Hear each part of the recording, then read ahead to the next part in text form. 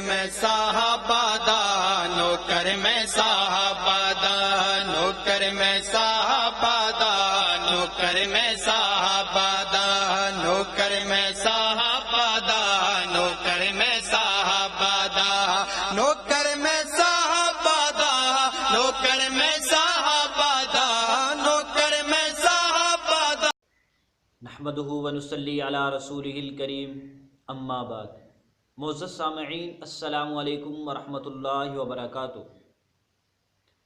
शिया हज़रात ने हज़रत सय्यदना उमर रज़ियल्लाहु ताला अन्हो पर एक बहुत बड़ा बुहतान बांधा है कि आप रज़ियल्लाहु ताला अन्हो ने नाऊज़ु बिल्लाह सय्यदा फ़ातिमतुज़ ज़हरा रज़ियल्लाहु ताला अन्हा के घर को जलाया था और उन पर जुल्म किया, ज़्यादती की। हज़रत अली रज़ियल्लाहु ताला अन्हो के गले में रस्सी डालकर उनको घसीटा और पता नहीं क्या क्या कुछ कहते रहते हैं। ये इनका बड़ा पुराना झूठ है। अहले सुन्नत ने इनसे कहा कि ये जो तुम कहानी सुनाते हो इसमें अक्सर बातों का कोई सर पैर ही नहीं है, कोई ज़ईफ़ मरदूद रिवायत में भी नहीं है। तुमने खुद बना के चला दी और अपनी आवाम को सहाबा से बदज़न करते हो और कुछ ज़ईफ़ मरदूद रिवायात तुम पेश करते हो। तो जब शिया हज़रात इससे बहुत ज़्यादा पज़ल हुए तो अब इन्होंने जवाब देने की कोशिश की है कि अपने ऊपर से इस इल्ज़ाम को धोया जाए। उसका हल इन्होंने ये निकाला कि इससे मुताल्लिक़ अहले सुन्नत की किताबों से रिवायात पेश करना शुरू कर दी। अक्सर रिवायतें तो ज़ईफ़ व मरदूद हैं जो वो पेश करते हैं और कुछ सही रिवायात को बिगाड़ने की कोशिश भी करते हैं। इसी तरह ये लोग एक रिवायत पेश करते हैं मुसन्नफ़ इब्ने अबी शैबा से। एक शिया आलिम ने वो रिवायत पेश की है और उसने अपने गुमान के मुताबिक उसके रावियों की तौसीक़ भी बयान की अहले सुन्नत की किताबों से। और अहले सुन्नत उस रिवायत पर जो एतराज़ करते हैं उसका जवाब देने की भी कोशिश की है। चूँकि उन्होंने अपनी वीडियो के डाउनलोड ऑप्शन में बैन लगाया हुआ है, इसलिए अगर हम वीडियो को डाउनलोड करके चलाएंगे तो यूट्यूब से कॉपीराइट आता है, मसला है ये। तो हम उसका लिंक दे देते हैं, आप ख़ुद ही उस वीडियो को सुन लें। तो जो बातें हम इंशाअल्लाह आपके सामने सूली तौर पे रखेंगे वो वहाँ पर सारी मौजूद होंगी। हम इंशाअल्लाह हज़रत उमर रज़ियल्लाहु ताला अन्हो के ख़िलाफ़ किए जाने वाले उस प्रोपेगंडे का, उस एतराज़ का जवाब देंगे। इन्होंने रिवायत पेश की है मुसन्नफ़ इब्ने अबी शैबा से हज़रत उमर रज़ियल्लाहु ताला अन्हो के मुताल्लिक़ कि वह हज़रत फ़ातिमा रज़ियल्लाहु ताला अन्हा के घर गए और फरमाया कि ये जो लोग तुम्हारे घर में आकर मशवरा करते हैं इनको रोक दो वरना मैं तुम्हारे घर को जला दूँगा। और इसका उन्वान वो ये देते हैं कि हज़रत उमर रज़ियल्लाहु ताला अन्हो ने घर जलाने की धमकी दी। ये रिवायत बिल्कुल सही नहीं है। इसकी बहुत सारी वजूहात हैं। वजह नंबर 1, इसकी सनद में एक रावी है ज़ैद बिन असलम, मुदल्लिस रावी है और उसने वो रिवायत अन से की है। और आपको पता है मुदल्लिस की अन वाली रिवायत ज़ईफ़ होती है जब तक के सिमा की तसरीह न साबित हो जाए और जब तक उसका कोई मोतबर मुताबिक साबित न हो जाए। हज़रत अल्लामा इब्ने अब्दुल बर ने मुकदमा तमहीद में एक वाक़या ज़िक्र किया और उससे साबित किया कि ज़ैद बिन असलम तदलीस करते थे। तहज़ीबुत तहज़ीब जिल्द नंबर 3 सफ़ा नंबर 397। इसकी इल्लत नंबर 2 ये है, इस वाक़या को बयान करने वाला है असलम, हज़रत उमर रज़ियल्लाहु ताला अन्हु का ग़ुलाम। वो इस वाक़या के वक्त वहाँ पर मौजूद नहीं था। इसकी दलील क्या है? इसमें हम इंशाअल्लाह 10 मुहद्दिसीन व मुअर्रिखीन के हवालाजात आपके सामने पेश करते हैं। नंबर 1, हज़रत इमाम बुखारी रहमतुल्लाह अलैह कि हज़रत अबू बकर रज़ियल्लाहु ताला अन्हु ने 11 हिजरी को हज़रत उमर रज़ियल्लाहु ताला अन्हु को भेजा लोगों को हज करवाने के लिए। तो उन्होंने वहाँ से इस असलम ग़ुलाम को ख़रीदा, यानी मक्का मुकरमा से। अत-तारीख़ुल कबीर जिल्द नंबर 2 सफ़ा नंबर 23। नंबर 2, मुसअब बिन अब्दुल्ला, ये बहुत बड़े तारीख़ मगाज़ी सियर के आलिम हैं और कुरैश के नस्ल को बहुत जानते हैं। उन्होंने फरमाया कि उमर रज़ियल्लाहु तआला अन्हु ने असलम को 12 हिजरी में ख़रीदा। अत-तारीख़ुल कबीर इब्न अबी खैसमा जिल्द नंबर 2 सफ़ा नंबर 81। नंबर 3, हज़रत इमाम यहया बिन मईन इमामुल जरह व तादील, इनका जरह व तादील की दुनिया में बहुत बड़ा मुकाम है। फरमाते हैं कि दिल मजाज बाज़ार से असलम को सैयदना उमर रज़ियल्लाहु तआला अन्हु ने ख़रीदा। तारीख़ इब्न मईन बिन रिवायत दुबरी जिल्द नंबर 3 सफ़ा नंबर 224। हज़रत इमाम नबवी रहमतुल्लाह अलैह ने तहज़ीबुल अस्माई वल लुगात जिल्द नंबर 1 सफ़ा नंबर 117 पर यही बात लिखी। हज़रत अल्लामा ज़हबी रहमतुल्लाह अलैह ने यही लिखा कि 12 हिजरी में उमर रज़ियल्लाहु तआला ने ख़रीदा। सियर आलामिन नुबला जिल्द नंबर 4 सफ़ा नंबर 99। हज़रत अल्लामा सलाहुद्दीन ने अल वाफ़ी बिल वफ़ियात में लिखा 11 हिजरी में हज़रत उमर रज़ियल्लाहु तआला अन्हु ने इनको ख़रीदा। और हज़रत अल्लामा इब्न हजर फरमाते हैं मशहूर ये है कि बेशक उमर रज़ियल्लाहु तआला अन्हु ने नबी पाक सल्लल्लाहु अलैहि वसल्लम की वफ़ात के बाद असलम ग़ुलाम को ख़रीदा। अल-इसाबा जिल्द नंबर 1 सफ़ा नंबर 215। नंबर 8, हज़रत अल्लामा सखावी रहमतुल्लाह अलैह फरमाते हैं 11 हिजरी में हज़रत उमर रज़ियल्लाहु तआला अन्हु ने इस ग़ुलाम को ख़रीदा। हज़रत अल्लामा इब्न कसीर रहमतुल्लाह अलैह फरमाते हैं कि 11 हिजरी में हज़रत उमर रज़ियल्लाहु तआला अन्हु ने इस ग़ुलाम को ख़रीदा। हज़रत इमाम इब्नुल इमाद हम्बली फरमाते हैं कि हज़रत अबू बकर रज़ियल्लाहु तआला अन्हु की हयात में उमर रज़ियल्लाहु तआला अन्हु ने इस ग़ुलाम को ख़रीदा। शज़रातुज़ ज़हब जिल्द नंबर 1 सफ़ा नंबर 327। ये 10 मुहद्दिसीन के हवाला जात हमने आपके सामने पेश किए हैं। इससे मालूम हुआ कि असलम ग़ुलाम को हज़रत उमर रज़ियल्लाहु तआला अन्हु ने 11 हिजरी में मक्कतुल मुकर्रमा से ख़रीदा।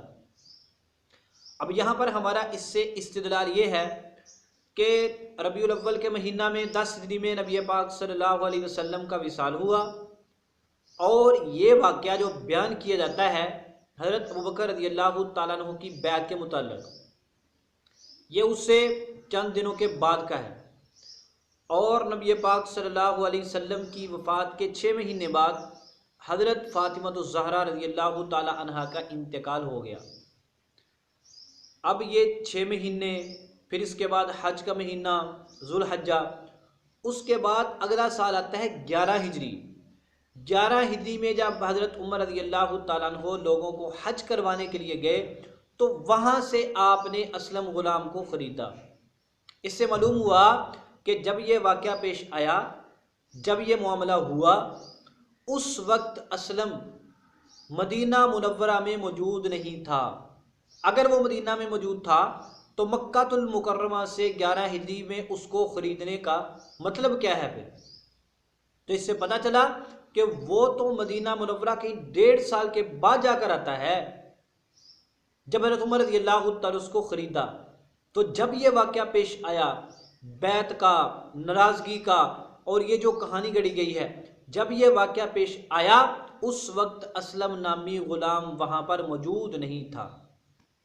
ये इस पर हमारा एतराज़ है। इससे पता चलता है कि ये वाक़या असलम ने किसी और बंदे से सुना है। अब ये कुछ पता नहीं है कि वो शख्स मोमिन था, मुनाफिक था, कौन था वो, सच्चा था, झूठा था, पुख्ता देन वाला था, कमज़ोर देन वाला था, कुछ भी पता नहीं है। उसका अपनी आंखों से देखा वाक़या नहीं है, ना उसने हज़रत उमर रज़ियल्लाहु तआला अन्हु से सुना है, बल्कि किसी और शख्स से सुना है। इससे हम अपने अहबाब से एक और बात भी करते हैं कि आपको पता होना चाहिए हदीस सही की तारीफ़ में ये भी आता है कि वो हदीस शाज़ और मालूल ना हो। कभी कभी ऐसे होता है तमाम रावी फ़िका होते हैं, सनद भी मुत्तसिल होती है, लेकिन उस रिवायत में एक पोशीदा इल्लत होती है जिसकी वजह से वो रिवायत सही नहीं ठहरती बल्कि मालूल होती है। हमारे बाप अहबाब इस रिवायत के रावियों की तौसीक़ को देखकर रिवायत को सही कहना शुरू कर देते हैं, हालांकि ऐसी बात नहीं है। ये देखो हज़रत इमाम बुखारी से लेकर अल्लामा इब्नुल इमाद तक ये कितने बड़े बड़े मुहद्दिसीन हैं जिनका ये कहना है कि मदीना मुनव्वरा में इसका आना 11 हिजरी में या 12 हिजरी में था। इस वाक़या के वक्त असलम वहाँ पर मौजूद नहीं था, उसको किसी और ने ये बात बतलाई है। अच्छा, ये तो हमारा इतराज़ पहले भी हमारे बुजुर्गों ने किया था, तो मैंने ज़रा हवाला जात देकर इसको थोड़ा सा मजबूत कर दिया। उस शिया आलिम ने इस एतराज़ को तोड़ने के लिए इसका जवाब देने के लिए कई बातों का सहारा लिया है। पहला उसने ये बात कही है कि असलम ने नबी पाक सल्लल्लाहु अलैहि वसल्लम का ज़माना पाया है। दूसरी बात उसने ये कही है कि ये नबी पाक सल्लल्लाहु अलैहि वसल्लम के साथ सफ़र भी करता रहा। और तीसरी उसने ये बात कही है कि असलम को अगर ताबी मान लिया जाए तो इसकी रिवायत मुरसल है और मुरसल अहले सुन्नत के नज़दीक हुज्जत है। और चौथी बात उसने अली रज़ी अल्लाह तआला अन्हु की है कि उन्होंने यमन पर हमला किया, वहाँ के जो कैदी आए थे तो इसको भी हज़रत पाक सल्लल्लाहु अलैहि वसल्लम के सामने पेश किया था। अब इन सब का ज़रा आप तफसील के साथ जवाब सुनिए। उस शिया आलिम ने यह साबित करने के लिए कि इसने हज़रत पाक सल्लल्लाहु अलैहि वसल्लम का ज़माना पाया है, चंद किताबों का सहारा लिया है, मसलन उसदुल गब्बा का और इकमाल तहज़ीबुल कमाल का। और वो साहिब पढ़ तहज़ीबुल हज़रत इमाम मिज़ी का नाम रहे थे और ऊपर उन्होंने लिखा हुआ था इकमाल तहज़ीबुल कमाल। ये तो अल्लामा मुग़लताई की किताब है, बहरहाल पढ़ने में गलती लग सकती है। तीसरा उन्होंने हवाला पेश किया उम्दतुल कारी का और चौथा हवाला पेश किया अल्लामा सयूती की किताब तबक़ातुल हुफ़्फ़ाज़ का। इन चार हवालाजात से ये बात साबित करने की कोशिश की है कि असलम ने नबी पाक सल्लल्लाहु अलैहि वसल्लम का ज़माना पाया है। पहली बात, हम इन किताबों से ही इसका जवाब देते हैं, फिर एक उसूली जवाब देंगे। उसदुल गब्बा में अल्लामा इब्न असीर ने अदरकन नबिय्या की बुनियाद रखी है इब्न इसहाक के कौल पर कि इब्न इसहाक इमाम मगाज़ी ने कहा कि इसने नबी पाक सल्लल्लाहु अलैहि वसल्लम का ज़माना पाया है। हालांकि इब्न इसहाक का कौल सनद के साथ हज़रत इमाम बुखारी ने नकल किया है अत्तारीख़ुल कबीर में। उन्होंने वहाँ पर यह बात ज़िक्र नहीं की कि इसने नबी पाक सल्लल्लाहु अलैहि वसल्लम का ज़माना पाया है। और भी बहुत सारे लोगों ने इब्न इसहाक का कौल जिक्र किया है, लेकिन अदरकन नबिय्या की बात किसी ने नहीं की। इससे मालूम होता है कि इमाम इब्न असीर जज़री को हज़रत मोहम्मद बिन इसहाक की तरफ निस्बत करने में गलती लग गई और इसी गलती पर उन्होंने अपनी बुनियाद रख कर कह दिया कि इसको लोगों ने नबी पाक सल्लल्लाहु अलैहि वसल्लम के देखने वालों में जिक्र किया है। हालांकि ये बात ही गलत है। उन्होंने एक दावा किया अदरकन नबिय्या दलील इब्न इसहाक, और जब इब्न इसहाक की बात ही साबित नहीं है तो इब्न असीर का दावा खुद ब खुद गलत हो गया। दूसरे नंबर पर उन्होंने अब्दुल मुनइम की रिवायत पेश की है कि इन्होंने नबी पाक सल्लल्लाहु अलैहि वसल्लम के साथ 2 सफ़र किए। हालांकि इस शिया आलिम को चाहिए था वो पूरी बात नकल करता। उन्होंने आगे ये भी लिखा है वह अब्दुल मुनइम ला युअरफु कि अब्दुल मुनइम मजहूल बंदा है और मजहूल की रिवायत मोतबर ही नहीं होती। तो अगर इस रिवायत को बुनियाद बनाकर कहा जाए कि उसने हज़ूर सल्लल्लाहु अलैहि वसल्लम का ज़माना पाया है तब भी सही नहीं। क्यों? ये रिवायत ही मरदूद है। तीसरी बात कि अगर उस रिवायत को बुनियाद बनाया जाए जो अल्लामा इब्न असीर ने पेश की है, हालांकि उन्होंने तस्हीह नहीं की लेकिन उन्होंने खुद इस पर जरा भी कर दिया, फिर भी हम बतला देते हैं कि वो रिवायत भी सख्त ज़ईफ़ है। पहली बात, उन्होंने बताया कि अब्दुल मुनीम बिन बशीर मजहूल है। अगर इसको मजहूल तस्लीम किया जाए तब भी रिवायत सही नहीं है। अगर इससे मुराद मशहूर रावी अब्दुल मुनीम बिन बशीर लिया जाए तो वो सख्त ज़ईफ़ है। मुहद्दिस इब्न हिब्बान फरमाते हैं मुनकरुल हदीस जिद्दन, सख्त मुनकरुल हदीस है। ला यजूज़ुल इह्तिजाज बिही बिहालिन, किसी सूरत भी इसकी रिवायत को दलील बनाना दुरुस्त नहीं है। किताबुल मजरूहीन जिल्द नंबर 2 सफ़ा नंबर 158। हज़रत इमाम अबू याला अल खलीली फरमाते हैं वहुव वज़्ज़ाउन अलल अइम्मती कि ये जो अब्दुल मुनीम बिन बशीर है ये अइम्मा मुहद्दिसीन पर झूठी रिवायतें गढ़ा करता था। किताबुल इरशाद जिल्द नंबर 1 सफ़ा नंबर 198। इसके अलावा भी बहुत सारे हजरात ने इसको ज़ईफ़ करार दिया। इसमें एक और रावी है अब्दुर्रहमान बिन ज़ैद, वो भी ज़ईफ़ रावी है। तो मतलब ये है कि इस रिवायत में बहुत सी इल्लतें हैं। इस रिवायत की बुनियाद पर असलम को सहाबी करार देना दुरुस्त नहीं है। क्यों? ये रिवायत ही सही नहीं है। ये तो हो गया इब्न असीर का हवाला और उसका जवाब। दूसरों ने वाला पेश किया जी इकमाल तहज़ीब का, तो उन्होंने भी ये रिवायत पेश की। उन्होंने वहाँ पर इसकी तरतीब भी की हुई है कि अब्दुल मुनीम ला युरफ। ऐनी का वाला पेश किया, अल्लामा ऐनी ने खुद लिखा कि किसी ने उनको नबी पाक सल्लल्लाहु अलैहि वसल्लम के सहाबा में जिक्र नहीं किया। तो जब उन्होंने खुद ही सहाबी होने की तरदीद कर दी तो आपको हवाला पेश नहीं करना चाहिए था। अगले ने वाला पेश किया तबक़ातुल हुफ़्फ़ाज़ सयूती का। हालांकि अजीब बात यह है कि उन्होंने अदराका का लफ्ज़ तो लिखा है लेकिन अल्लामा सयूती को पता था कि हर वो बंदा जो हुजूर पाक सल्लल्लाहु अलैहि वसल्लम के ज़माने में मौजूद था, जिसने आप सल्लल्लाहु अलैहि वसल्लम के ज़माने को पाया है, वो सहाबी नहीं होता। इसीलिए अल्लामा सयूती ने तबकातुल हुफ़ाज़ के तबका सानिया में यानी बड़े ताबईन में असलम का जिक्र किया है। ये तो हो गया शिया आलिम के पहले एतराज़ का जवाब कि आइम्मा अहले सुन्नत ने इसको उन हजरात में जिक्र किया है जिन्होंने नबी पाक सल्लल्लाहु अलैहि वसल्लम का ज़माना पाया है। उन्होंने 4 हवालाजात पेश किए थे, उनकी हकीकत हमने आपके सामने रख दी। दूसरा, आप उसूली जवाब सुनिए कि बहुत सारे लोग ऐसे हैं कि जो नबी पाक सल्लल्लाहु अलैहि वसल्लम के ज़माने में मौजूद थे, लेकिन ना तो वो आप सल्लल्लाहु अलैहि वसल्लम के पास आए और ना ही आप सल्लल्लाहु अलैहि वसल्लम का दीदार किया और ना ही आप सल्लल्लाहु अलैहि वसल्लम से रिवायत सुनने की नौबत आई। बहुत सारे लोग ऐसे हैं। ये सिर्फ असलम ताबी नहीं, अगर इस कौल को सही तस्लीम कर भी लिया जाए तो तब भी बहुत सारे लोग ऐसे हैं जो ज़माने में मौजूद तो थे, लेकिन वो हुजूर पाक सल्लल्लाहु अलैहि वसल्लम के पास नहीं आ सके। कोई हज़रत अबू बकर के पास आया, कोई हज़रत उमर के पास आया। वो जलीलुल कदर ताबी तो ज़रूर हैं, लेकिन वो सहाबी नहीं हैं। ये था पहला जवाब इनके एतराज़ का। दूसरे नंबर पर इन्होंने ये बात कही है कि वो सिर्फ हजूर सल्लल्लाहु अलैहि वसल्लम के ज़माने में मौजूद नहीं थे, बल्कि उन्होंने तो आप सल्लल्लाहु अलैहि वसल्लम के साथ 2 सफ़र भी किए हैं और उसी मरदूद रिवायत का उन्होंने सहारा लिया है, जिसके बारे में मैं आपको बतला चुका हूँ कि उसका रावी अब्दुल मुनइम बिन बशीर या तो मजहूल है और या फिर सख्त ज़ईफ़ है, और उसका रावी अब्दुर्रहमान बिन ज़ैद भी ज़ईफ़ है।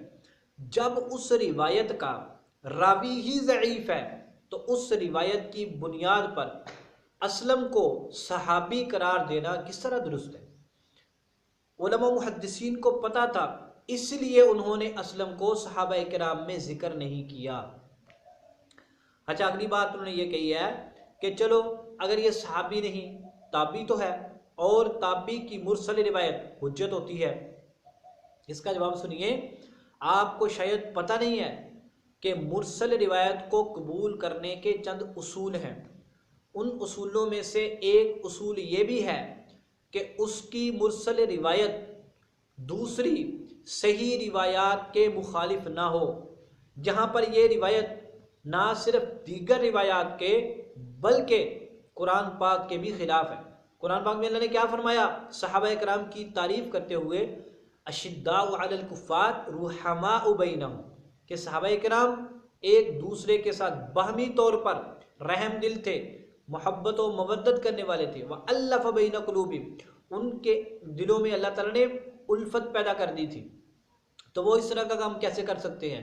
दूसरे का दरवाज़ा जला देना और दूसरे के घर पे हमला करना, ये हो ही नहीं सकता। ये तो कुरान पाक के उसूल के भी मुखालिफ है। और इस तरह की रिवायत जिसका अता पता नहीं है कि उसने ये ली कहाँ से। और दूसरी बात कि हज़रत अबू बकर रज़ियल्लाहु ताला की बैत के मुताल्लिक़ बहुत सारी रिवायत मौजूद हैं। आप हज़रत इमाम बहकी की किताब पढ़ें, किताबुल एतिक़ाद, उन्होंने वहाँ पर लिखा है कि जब बैत आम्मा हुई थी तो वहीं पर हज़रत अली रज़ियल्लाहु ताला अन्हु ने भी बैत कर ली थी और हज़रत ज़ुबैर रज़ियल्लाहु ताला अन्हु ने भी बैत कर ली थी। जबकि इस रिवायत के आखिर से मालूम होता है कि उन लोगों ने बैत हज़रत उमर रज़ियल्लाहु ताला अन्हु की धमकी के बाद की थी। हालांकि ये रिवायत दुरुस्त नहीं है। वो रिवायत दुरुस्त है कि जब आम लोग वहाँ पर गए थे तो ये हजरात नहीं आए, इनको लोग बुला कर लाए और ये भी आ गए थे। उन्होंने सिर्फ इतनी बात कही थी कि वो जो मशवरा हुआ था सकीफ़ा में, हमें उसमें शामिल नहीं किया, हमें इस बात पर नाराज़गी थी बस। और वहाँ पर कोई बात नहीं हुई। हज़रत उमर रज़ियल्लाहु ताला ने किसी को डराया नहीं, किसी को धमकाया नहीं। ये सारी इनकी झूठी कहानी है। अच्छा, अगली बात सुने, एक हवाला। अगर आपकी हम बात को तस्लीम कर लें, शिया की बात को हम तस्लीम कर लें, अच्छा कि वाकई उन्होंने धमकी दी थी, हज़रत फ़ातिमा रज़ियल्लाहु ताला अन्हा के साथ ज़्यादती की, उनके घर का दरवाज़ा तोड़ा और पता नहीं क्या क्या कुछ कहते हैं। अगर तुम्हारी बात को तस्लीम कर लिया जाए कि वाकई उन्होंने ऐसा किया, तो फिर हमें एक बात का जवाब दो। किताब तुम्हारी है अल इह्तिजाज, शेख तबरसी की लिखी हुई, जिल्द नंबर 2 सफ़ा नंबर 447। इसमें लिखा है फ़क़ाल अलैहिस्सलाम, इससे मुराद हज़रत इमाम अबू जाफ़र मोहम्मद अल बाकिर अलैहिस्सलाम वो फरमाते हैं, लस्तु बिमुनकिर फज़ल उमरा, के और मैं, हज़रत इमाम बाकिर फरमाते हैं हज़रत उमर रज़ियल्लाहु ताला अन्हु की फजीलत का मुनकिर नहीं हूँ, वलाकिन्ना अबा बकर अफ़ज़लु मिन उमर, लेकिन अबू बकर रज़ियल्लाहु ताला अन्हु उमर रज़ियल्लाहु ताला अन्हु से अफजल हैं। वो क्या फरमाते हैं एक रिवायत की तहकीक में कि मैं हज़रत उमर की फजीलत का मुनकिर नहीं हूँ। यहाँ पर हमारा शिया हज़रात से सवाल ये है कि अगर हज़रत उमर रज़ियल्लाहु ताला अन्हु ने धमकी दी या हज़रत उमर रज़ियल्लाहु ताला अन्हु ने दरवाज़ा जलाया और ज़्यादती की, तो फिर तुम बतलाओ हज़रत इमाम बाकिर ने ये बात क्यों कही कि मैं हज़रत उमर की फजीलत का मुनकिर नहीं हूँ। तुम आज 1400 साल बाद उन वाक़यात को सुनकर हज़रत उमर के बारे में रंग बिरंगी बातें करते हो, उन पर तबर्रा करते हो, लान तान करते हो, सिर्फ सुनकर। और जो अहले बैत अतहार के चश्मो चिराग हैं वो बजाय गुस्सा होने के वो क्या कह रहे हैं कि मैं उमर रज़ियल्लाहु ताला की फजीलत का मुनकिर नहीं हूँ। अच्छा, अब जब तुम्हारे पास दो रास्ते हैं, अगर तुम इस रिवायत को सही समझते हो, अल इहतिजाज की इस रिवायत को, तो फिर हमारा सवाल ये है कि इतनी बड़ी ज़ियादती करने वाला शख्स साहिब फजीलत कैसे हो सकता है हज़रत इमाम बाकिर के बकौल। हमारे नज़दीक वो बुजुर्ग इमाम है और तुम्हारे नज़दीक मासूम अनिल ख़ता है, उनकी बात को कबूल करना तुम्हारे बकौल वाजिब है। अगर तुम कहो कि अल इहतिजाज की रिवायत ज़ईफ़ है, तो फिर हमारा सवाल ये है कि हज़रत उमर के ख़िलाफ़ तुम ज़ईफ़ रिवायत को कबूल कर लेते हो, हज़रत उमर के हक़ में भी कबूल कर लो ताकि हिसाब बराबर हो जाए। अगर हज़रत उमर के ख़िलाफ़ ज़ईफ़ आती है कबूल कर लेते हो, हक़ में ज़ईफ़ आती है रद्द कर देते हो। अगली बात सुनो। अच्छा, अगर हम तस्लीम कर लें इस रिवायत को कि ये रिवायत सही है, हज़रत उमर ने धमकी दी, इस रिवायत से ये मालूम होता है हज़रत उमर ने घर जलाने का इरादा किया, जलाया तो नहीं ना। इरादे में और फेल में बहुत फ़र्क होता है। सिर्फ इरादा करना गुनाह का गुनाह लिखा जाता है? बिल्कुल नहीं। अच्छा, तुम कहो जी इरादा तो किया ना उनके घर को जलाने का, उनको नाराज़ करने का वगैरह वगैरह, तो इल्ज़ामी जवाब सुनो। तुम्हारी किताब इल्लुल शराय में लिखा है इब्ने बावे कुम्मी ने कि हज़रत अली रज़ियल्लाहु ताला अन्हु ने अबू जहल की बेटी से निकाह का इरादा किया। हज़रत फातिमा को खबर मिली, सारा दिन रंजीदा रही, अपने बच्चों को लेकर नबी पाक सल्लल्लाहु अलैहि वसल्लम के घर चली गई, हज़रत अली रज़ियल्लाहु ताला अन्हु से नाराज़ होकर। हज़रत अली रज़ियल्लाहु ताला अन्हु ने अबू जहल की बेटी से निकाह किया नहीं, निकाह का इरादा किया बस। फिर तुम्हें पता है नबी पाक सल्लल्लाहु अलैहि वसल्लम ने क्या फरमाया, फातिमा मेरे जिगर का टुकड़ा है, जिसने इसको दुख दिया सताया, उसने मुझे दुख दिया, मुझे सताया। अगर हज़रत उमर मुजरिम है, क्योंकि इरादा तो किया ना, तुम्हारे असूल के मुताबिक हज़रत अली भी मुजरिम बनते हैं, क्योंकि उन्होंने भी अबू जहल की बेटी से निकाह का इरादा तो किया था ना। तो जो जवाब तुम हज़रत अली के मुताल्लिक़ दोगे वही जवाब हमारी तरफ से हज़रत उमर के मुताल्लिक़ समझ लेना।